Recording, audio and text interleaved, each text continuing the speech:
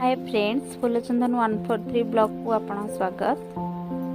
बड़ी जाइथिबा भात को केमिति बनै नेछि देखि नियंतु। एबे पैन गरम करके तेल पके नेछि आ मु नेछि बादाम को टिके तेल रे भाजी दबा जेमिति कि टिके नाली रंग हैला पर्यंत। तापरे सेतिके नै जेछि अदा रसुण पेस्ट। फास्ट अदा रसुण पेस्ट के पकेटा स्मेलटा पड़ेबो। अदा रसुण पेस्ट भाजी नवा देन पके नवा में पियाज पके नवा। पियाज को भी टिके फ्राई कर दबा। ये कलर चेंज होगा पर्यंत पियाज को हम भाजी नवा।